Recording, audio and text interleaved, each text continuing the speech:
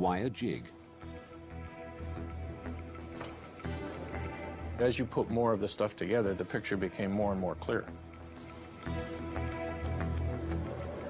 I can remember looking at the roof of Galley 1 in particular and seeing all the heat damage from the outside in, which is actually putting the heat source above the galley.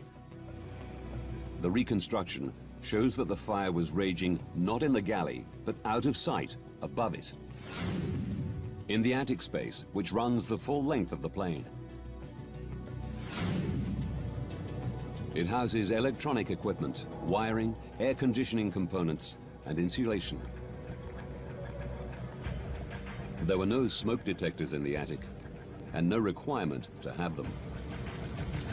Passengers would have absolutely no idea what was going on until the fire actually came through the ceiling, and even that would only have happened in the first class galley, maybe in the first class section. At the back of the airplane, business class and economy class, they would have absolutely no idea that anything was amiss. A bulkhead wall divides the attic into two compartments, with a small tunnel for wiring to pass through. By understanding who could smell the smoke when, from the black box recordings,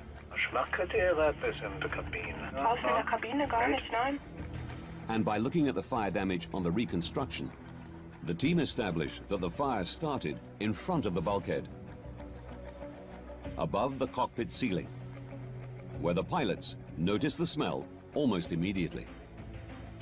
If it had started behind that bulkhead wall, it would have done a lot more damage, more rearward into the fuselage, and the people in the back of the airplane would have smelt smoke and odor before the people in the cockpit did. Now they know where the fire started. They need to work out how it started. One of the things that we looked for, of course, was whether or not there was any criminal activity involved.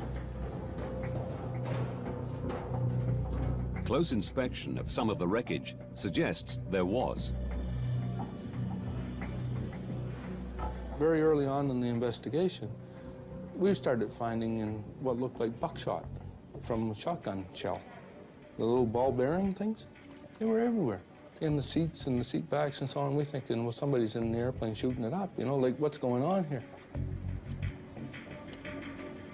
They question whether the fire was part of a terrorist plot, where someone boarded the plane with a shotgun.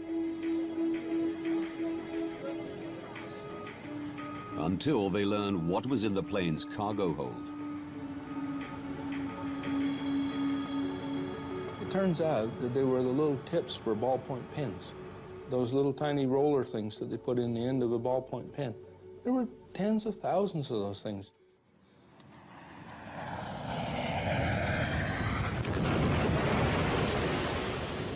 The plane hit the sea with such force, it shot the ball bearings through the cargo hold into the cabin and cockpit. With criminality ruled out, Vance and his team must consider other possible causes of Swissair 111's fire.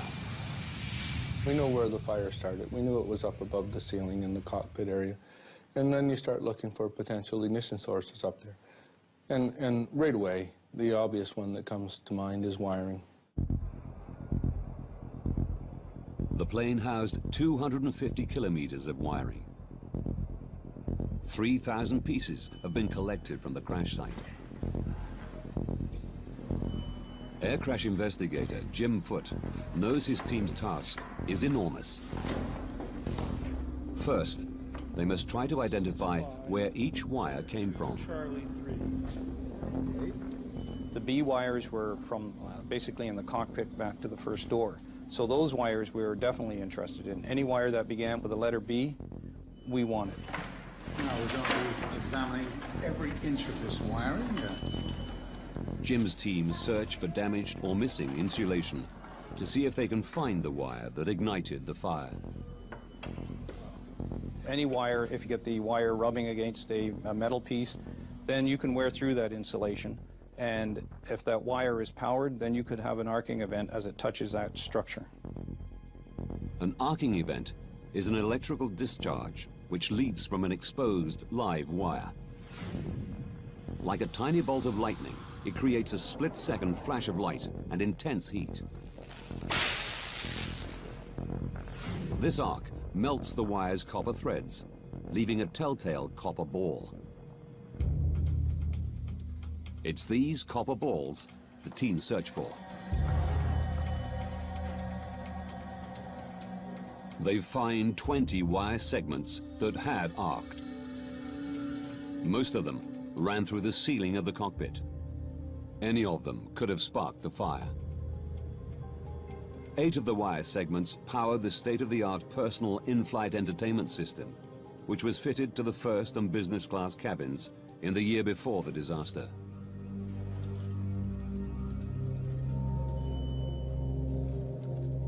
But despite extensive testing, investigators can't pinpoint which arcing event ignited the inferno. Quite disappointed with all the effort that we had put in, all the material that we had recovered, that we hadn't isolated ourselves down to the lead event arc. Analysis of the wiring comes to an end. Jim Foote is resigned to not finding the initiating arc. But as he packs up, he takes one last look at one of the arced wires from the in-flight entertainment system. He wasn't treating them quite as carefully as he had in the past, so he was opening up the ends that were all crumpled up. I started to unravel these wires. Lo and behold, I found a second arc mark on the same phase as one of the other ones that we already noted. Larry? Have a look. I knew these wires well enough, and Jim knew them well enough, that when I looked through that microscope and I saw that tiny little arc, I thought, wow, that's it. We found it. Jim found it. To confirm that this is the arc that sparked the fire, they place it into a mock-up of the cockpit ceiling's wiring system. There's a lot of wires that come through the ceiling at that area, and they're attached to a metal bracket. What we think happened is that this wire chafed on this bracket. Planes are subjected to constant vibration as they travel at over 900 kilometers an hour.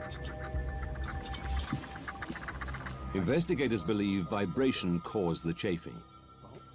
The wire's insulation became damaged, allowing the wire to arc on the metal bracket. We finally come to a conclusion in our own minds, almost instantly, to say that had to be it, because we knew from the positioning of those wires that where he had found that little arc was exactly where the fire had started.